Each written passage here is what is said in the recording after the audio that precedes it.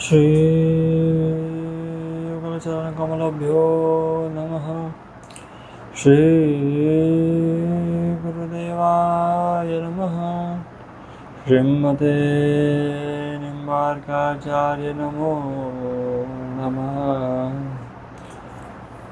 नारायण नमस्कृत्य नरं चैव नरोत्तमं देवीं सरस्वतीं व्यासं ततो जयमुदीरये। कस्तूरितिलकं ललाटपटले वक्षस्थले कौस्तुभं नासाग्रहपरमौक्तिकं करतले वेणुकरे कङ्कणं सर्वाङ्गी हरिचन्दनं सुललितं कंठे च मुक्तावली। गोपस्त्री परवेष्टितो विजयते गोपालचूडामणि।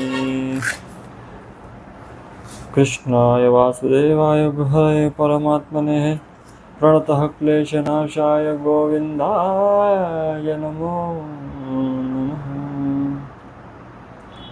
गुरुर्ब्रह्मा गुरुर्विष्णु गुरुर्देवो महेश्वरा गुरु साक्षात् परब्रह्म तस्मै श्रीगुरवे नमः। ध्यानमूलं गुरुमूर्ति पूजामूलं गुरुं पदं मोक्षमूलं गुरुवाक्यं गुरुकृपं। सत्यमृतं सत्यं परं सत्यस्य योनि च नियतं च सत्ये सत्यसुशतमृतसत्यनेत्रं सत्यात्मकं त्वां शरणं प्रपद्ये। अनन्तो भवेन्तं भवन्नन्तमेव यत्याञ्जन्तो मृगयन्ति सन्तः असन्तमवाप्त्याहिन्मन्मन्तरेण संतं गुणं तं किमु यन्ति संतम। हर पूर्णिमा को श्रवण किया जाने वाला सत्यनारायण की कथा हमने निर्णय लिया कि हर पूर्णिमा को सत्यनारायण भगवान की कथा आपको कहेंगे। कुछ प्रसंगों पर आगे भी चर्चा होंगी, लेकिन हम कोशिश करेंगे कि सत्यनारायण की कथा आप तक पहुंचाई जाए। सत्यनारायण भगवान की कथा सुनने से, व्रत करने से, पूजन करने से असाध्य चीज़ों की प्राप्ति हो सकती है, जो साधे नहीं जा सकते जीवन में, जो जीवन में प्राप्त नहीं किया जा सकता, वो भगवान की कृपा से सहज मिल जाएगा। सत्यनारायण भगवान की कृपा से यहाँ लिखा गया है कि साधु पुष्टम त्वया वत्स लोका गृहकांग क्षयतया यत्कृता मुच्यते मोहाय तृष्णो वदामि ते। व्रतस्मि महापुण्यं स्वर्गे मत्से तो दुर्लभम तव स्नेहान्मया वत्सं प्रकाशम कियते धुना।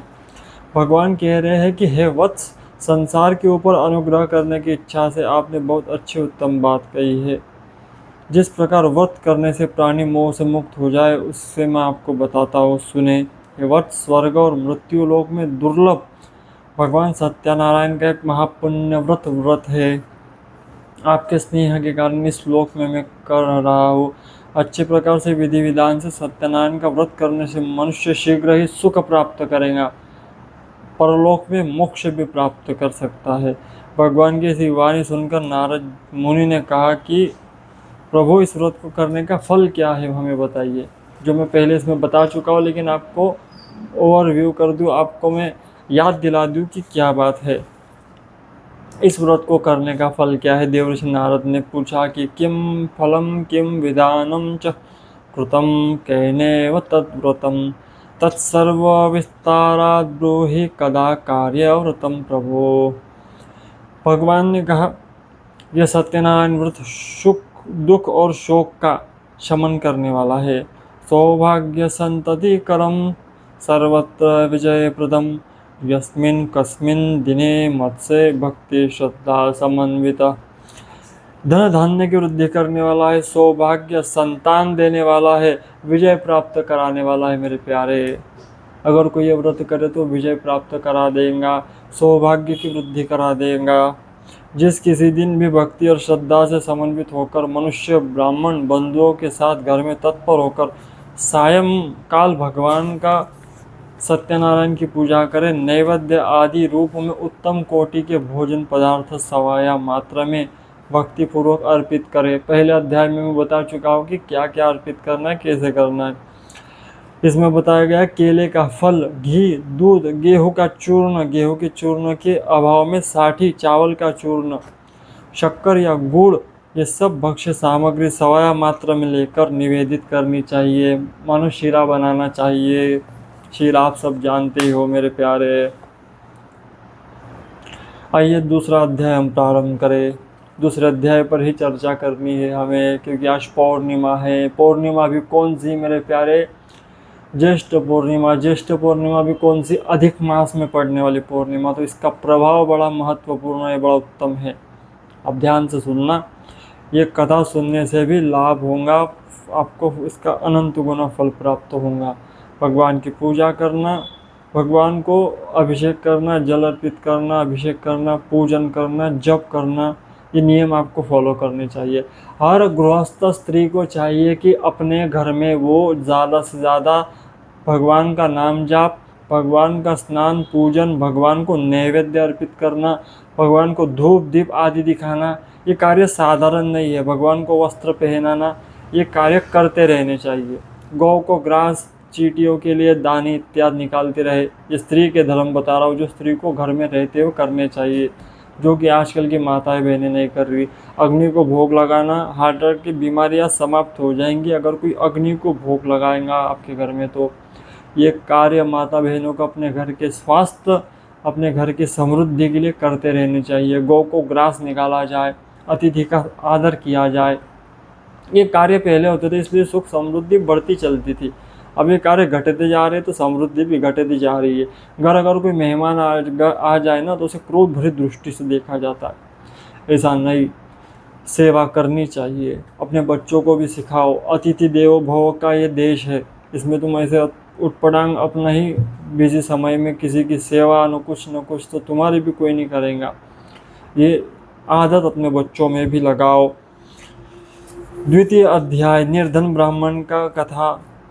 इसमें कहा गया है, यथा अन्यथा संप्रवक्ष्यामि कृतम एन पुरा द्विज कश्चित् काशीपुरे रम्ये यासिर् विप्रोर्धि निर्धन श्रुतुं दग्भ्या व्यासकुलो भूत्वा नित्यं प्रभाम भूतले दुखितं ब्राह्मणं दृष्ट्वा भगवान ब्राह्मण प्रिय।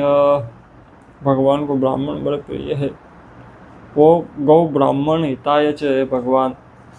उसे ब्राह्मण का दुख नहीं देखा जाता। आप कहोगे आप जाति सूचक बात करते हो, अपनी बात करते हो। मैंने कहा नहीं, यहाँ पर भगवान भी ब्राह्मणों की सेवा कर रहे हैं क्षत्रिय होते हुए, तो हमें भी करनी चाहिए। हमें ब्राह्मणों का आदर करना चाहिए, क्योंकि ब्राह्मणों की वजह से ही सनातन बचा हुआ है। वही ये पुराणों की कथा कहते हैं, वही ये शास्त्रों की व्याख्या करते हैं और आपके कल्याण की चेष्टा करते हैं। वो स्वयं पूजा पाठ ये पद्धति अन्य धर्म वाले अपने धर्म गुरुओं पर आक्षेप नहीं लेते। केवल सनातनी है जो ये कहता है, वो भी वो मूर्ख सनातनी अज्ञानी सनातनी ही होगा कोई जो कहता है कि ब्राह्मण केवल अपने को पूजवाते हैं। नहीं नहीं, भगवान भी ब्राह्मणों का पूजन करते हैं। सबसे कठिन व्रत ब्राह्मणों का होता है मेरे प्यारे। आप कह रहे होंगे ब्राह्मणों के गुण गा रहा है, लेकिन करके देख लो मेरे प्यारे। कुछ मंत्रों पाठ करते हुए भी तुम्हारी जीभ लड़खड़ाती है। यहाँ पर हजारों श्लोक होते हैं, व्याख्या होती है, करके देख लो। संध्या होती है, जाप होता है, पाठ होते हैं, यज्ञ होता है। अवश्य आपको आपकी जीभ लड़खड़ा जाएंगी। एक दिन भी करके देख लोगे ब्राह्मण कृत कर्म। तो याद रखो, हमारे भगवान ब्राह्मणों की सेवा करते तो हमें भी करनी चाहिए। ब्राह्मण होते हुए ब्राह्मण की सेवा करते हैं तो हमें भी करनी चाहिए, आदर करना चाहिए। यही सनातन है, कोई माने या मत माने। मैं उनकी नहीं कह रहा जो अपने ब्राह्मण धर्म से पतित हो चुके हैं, मैं उनके कह रहा हूँ जो ब्राह्मण धर्म का पालन करते हैं, भगवान की कथा करते हैं, मैं उनकी बात कर रहा हूँ। यहाँ पर कहा गया, सूत जी बोले, हे द्विज, अब मैं पुनः पूर्व काल में जिस सत्यनारायण व्रत को किया था उसे भली बात ही विस्तार पूर्वक कहूँगा। रमणीय काशी नाम की नगरी थी, उसमें ब्राह्मण रहा करता था। ब्राह्मण भूख प्यास से व्याकुल था, वृद्ध था, शरीर के कारण पृथ्वी पर भटकता रहता। ब्राह्मण प्रिय भगवान उस दिन दुखी ब्राह्मण को देखकर वृद्ध ब्राह्मण का रूप धारण किया और उसके समक्ष आए। द्विज ब्राह्मण को आदर पूर्वक पूछा, तुम ब्राह्मणों का अपमान करो, भक्तों का अपमान करो, संतों का अपमान करो, ये पतन के कारण है। ये घोर दरिद्रता दिलाने वाले हैं, घोर शाप दिलाने वाले हैं। जीवन में अमंगल सूचक है तुम अगर इनका अपमान करो तो। अगर सम्मान नहीं कर सकते तो मत करो, लेकिन ब्राह्मणों को गाली देकर अपमान भी मत करो। संतों को, महात्माओं को, महाराजों को गाली देकर अपनी जीहा खराब मत करो, क्योंकि तुम ऐसा करते हो। अगर तुम महात्माओं को गाली देते हो, संत पुरुषों को गाली देते हो, उनका अनादर करते हो, तो मेरे प्यारे इसका अवश्य भगवान आपको दंड देंगे। देख लो पुराना इतिहास, जिन्होंने भी ब्राह्मणों का अपमान किया है कौन बचा है। यदुकुल में भी ब्राह्मणों का अपमान हुआ, संतों का अपमान हुआ, तो यदुकुल भगवान का होते हुए भी नहीं बचा। तो हमारी और आपकी बात ही क्या है। इसलिए आदर करो, सत्कार करो, और अगर नहीं कर सकते तो गाली भी मत दो, दूर से प्रणाम करके निकल लो, क्योंकि भगवान ब्राह्मण प्रिय है। भगवान ब्राह्मणों का प्रणाम से आनंदित होते हैं। उस दुखी ब्राह्मण को देखकर भगवान ने ब्राह्मण रूप धारण किया, वृद्ध ब्राह्मण का, और पूछा कि आदर पूर्वक पूछा कि हे विप्र, प्रतिदिन अत्यंत दुखी होकर तुम किस लिए पृथ्वी पर भ्रमण करते हो। द्विजश्रेष्ठ, ये बताओ कि मैं ये सुनना चाहता हूँ। ब्राह्मणोरीति दारिद्र्य भिक्षार्थ वे भ्रमे महिम, उपायम यदि जानासि कृपया कथयम प्रभु। ब्राह्मण बोला, मैं अत्यंत दुखी हूँ, दरिद्र हूँ, भिक्षा के लिए पृथ्वी पर घूमता हूँ। यदि मेरी दरिद्रता दूर होने का कोई उपाय हो तो कृपा पूर्वक बताइए। मैं पहले भी कह चुका हूँ, अगर किसी के जीवन में बहुत दरिद्रता है तो दारिद्र दुख दहन स्तोत्रों का पाठ प्रारंभ कर दो। नहीं पाठ कर सकते तो सुनना प्रारंभ कर दो। दूसरा, सत्यनारायण की कथा सुनो हर पूर्णिमा मेरे प्यारे। सत्यनारायण की कथा से भी दरिद्रता समाप्त हो जाएंगी। सत्यनारायण का व्रत करो, पूजन करो, इससे भी दरिद्रता चली जाएगी।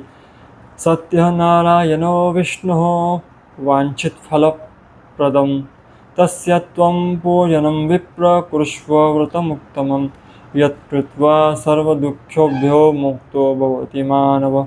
विधानं च व्रतस्यापि विप्रायाभ्यासयत्नत, सत्यनारायणो वृद्धस्तेवाश्वन्तरधीयत, तद्व्रतं संकरिष्यामि यदुक्तं ब्राह्मणो वेः, इति संचितं विप्रोऽसौ रात्रौ निद्रां न लब्धवान्। वृद्ध ब्राह्मण ने कहा है, हे देवे महाब्राह्मण देव, सत्यनारायण भगवान विष्णु अभिष्ट फल प्रदान करने वाले हैं। हे विप्रो, तुम उनका उत्तम पूजन करो, सत्यनारायण भगवान का, जिसे करने से मनुष्य समस्त दुखों से मुक्त हो जाता है। व्रत के विधान को भी ब्राह्मण से यत्न पूर्वक कहकर व्रतधारी भगवान सत्यनारायण वहीं पर अंतर ध्यान हो गए। वृद्ध ब्राह्मण ने जैसा कहा था उस व्रत को वैसे ही करूँगा, ये सोचते हुए ब्राह्मण को रात में नींद नहीं आई। जैसा विधान कहा गया था कि केले के खम्भ बुलाने, भगवान का ऐसा पूजन करना है, व्रत करना है, आस पड़ोस के जितने हैं अपने उनको बुलाना है, ये सब वो विचार करने लगा। उसके बाद तथा प्रातः समुत्थाय सत्यनारायण व्रत करिष्यम इति संकल्प भिक्षार्थ मगमद्विज। तदनंतर प्रातः उठकर सत्यनारायण व्रत करूंगा ऐसा संकल्प करके वो ब्राह्मण भिक्षा के लिए चल पड़ा। उसे एक ही दिन में बहुत सारी भिक्षा प्राप्त हो गई भगवान कृपा से। उसने सारी भिक्षा को जमा किया और मेरे प्यारे सभी बंधु बांधवों के साथ भगवान सत्यनारायण का व्रत किया। इस व्रत के प्रभाव से श्रेष्ठ ब्राह्मण सभी दुखों से मुक्त हो गया और संपत्तियों से संपन्न हो गया। किस व्रत से? इसी सत्यनारायण के व्रत से। बोलो सत्यनारायण भगवान की जय। इस सत्यनारायण के व्रत से वो संपन्न हो गया। इस व्रत के प्रभाव से श्रेष्ठ ब्राह्मण सभी दुखों से मुक्त होकर संपत्तिशाली हो गया। उस दिन उसने प्रत्येक महीने में यह व्रत किया। उस दिन से प्रत्येक महीने में करने लग गया। इस प्रकार से भगवान सत्यनारायण के इस व्रत को वो श्रेष्ठ ब्राह्मण सभी पापों से मुक्त होकर दुर्लभ मोक्ष पद को प्राप्त उसने कर लिया। यह वह सत्यनारायण की कथा है। हे विप्र, पृथ्वी पर जब कोई मनुष्य श्री सत्यनारायण व्रत करेगा उसी समय उसके समस्त दुख नष्ट हो जाएंगे। ये मैं नहीं कह रहा, भगवान कह रहे हैं। ध्यान से सुनो। व्रतमस्य यदा विप्रम पृथ्व्यां संकरिष्यति, सदैवं सर्वदुःखं तु मनोजस्य विनश्यति।